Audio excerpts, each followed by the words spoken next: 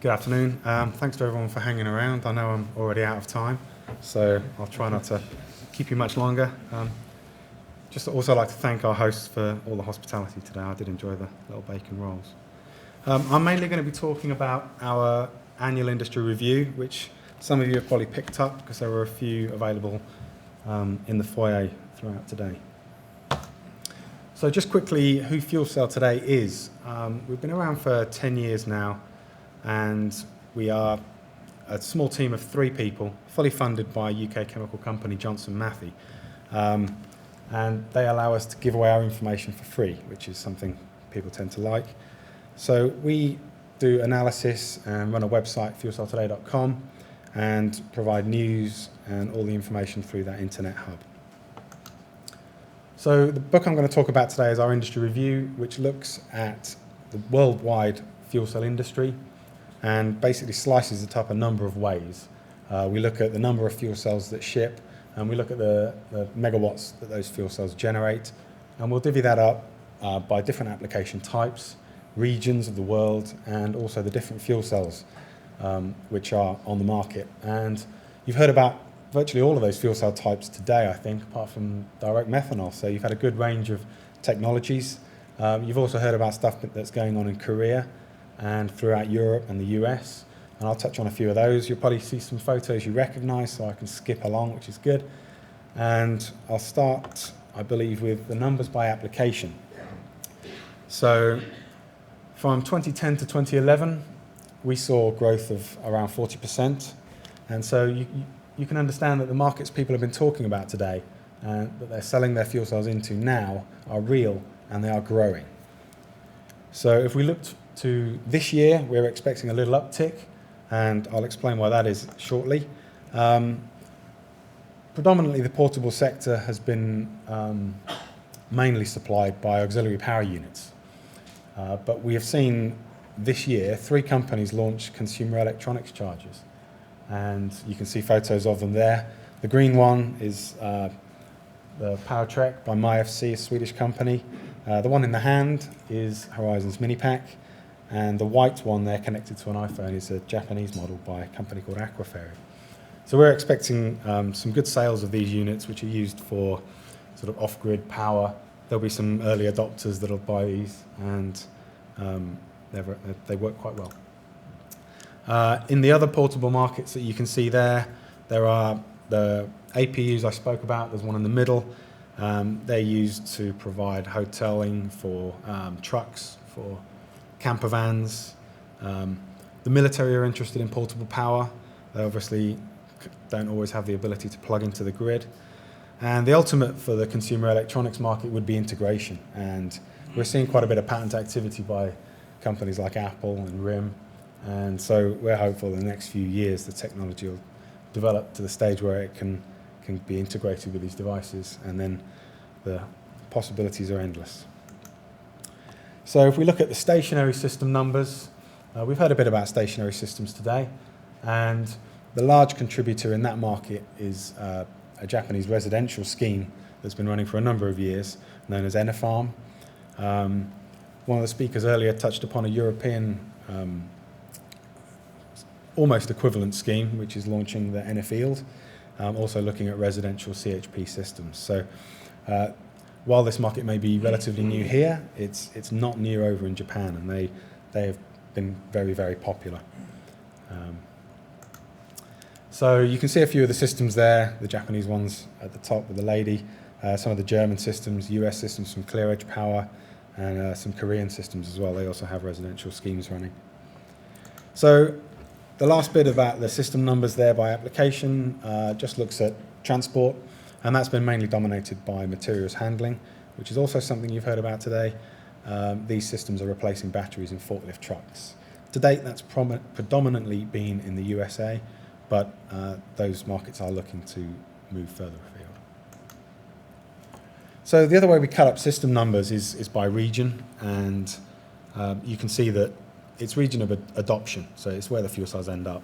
And you can see that there's a fairly even spread there, but what's nice and what's interesting is that the rest of the world region, as we describe it, which basically makes up all of South America, Africa, Australia, they're beginning to see some market traction there now too. And so we're confident that that will keep increasing.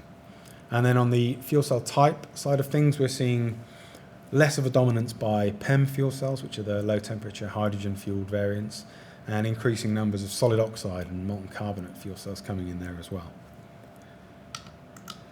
So it wouldn't give you a complete picture just to talk about numbers, because these things can vary in size from very, very small sub-watt units right up to the sort of megawatt scale units we're talking about with the large stationary systems today. So we'll have a look at the megawatts here. And we saw 2011, the numbers hit 100 megawatts for the first time. So that's a very promising sign. And you can see that there's been good growth, and we expect that to continue. So why has that growth happened, and where's it coming from? For the megawatts, obviously that's going to be dominated by the very large systems. And we've heard about the large-scale power generation from UTC, from Fuel Cell Energy, and the popularity of those units in the US and South Korea. So here are some pictures, some of which you will have seen earlier. And to just show the scalability of these systems, I think there was a photo earlier that also showed this. You can just take a lot of them and put them in a car park, and then you've got a power plant. So that's what the Koreans are looking to do. They just think big, and they're rolling these things out as we speak.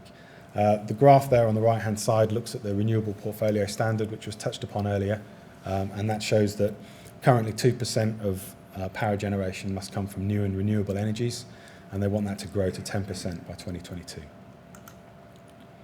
So if we look at the transport, which makes up the other side of the megawatt shift, obviously portable there is a very small blue line along the baseline, because the units, while there are a lot of them, they're very, very small. So we're expecting a return to growth in transport for 2012. The problem with it wasn't really a decline in 2011, but these projects tend to come and go. So you'll see a number of projects launched in one year that won't necessarily be replicated in size and scale the following year. So currently, in its early stages, it's quite lumpy. But we're seeing more forklifts, scooters, buses, and obviously cars, which have been spoken about today. And looking beyond that, we expect growth in all sectors. So here are some shots. You've got a forklift there in the top left with its refueling station, and that's inside a factory. So these things are safe to have indoors. You can see the blue forklifts all lined up there. That's a Cisco facility. The Suzuki scooters, which are being rolled out, and of course the fuel cell vehicles that we see in all the photos and popular press, and they're coming soon. So regionally, Asia and North America have tended to dominate in terms of the megawatts, simply because they've been the regions that have adopted these large stationary systems. In Europe, we've seen a lot more from the transport sector. And then if we look at it by fuel cell type, you'll see that the dominance of PEM fuel cells is no longer so extreme, and we're actually seeing significant contributions there from molten carbonate and from solid oxide fuel cells. So in terms of an outlook, this won't take much longer, we're expecting further increases as we go forward in all of these different areas, from telecommunications backup to transport applications, auxiliary power, and stationary. They're all finding niches and growing. So that, I think that covers everything. And also the portable chargers, we're anticipating a good uptake of those in the initial years, and hoping that that will continue. And then in terms of megawatts, we're expecting increases there across the board as well. And what influences that? In many ways, production capacity. So can the companies make enough of these things to sell them, because they are proving very popular? And expansion into other markets. Currently, we've heard people talk about Korea, about places like Connecticut and California, and they've had very good incentives for these systems. Now, any new technology doesn't come to the market fully mature. It has to mature over a number of years to get the costs down to become a fully mature product. And fuel cells are at an early stage of that. So incentives are still required, but everybody is looking to the days when they will no longer be needed, and that will open up a wide variety of other markets where currently these incentives don't exist. And I think that's a very short summary. So I think there might still be a few copies of this left. If not, you can download PDFs of it from our website. There's a second report on there which was recently published, which concentrates on the major automotive OEMs. It doesn't touch so much upon companies such as River Simple with their alternative models. It's more about the mainstream auto OEMs.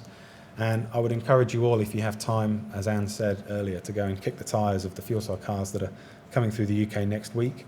So Thursday they should be in Swindon, Friday they should be in London, and I think there are places still to register. I think it's free as well. So if you have time, go along and have a drive. Thank you very much.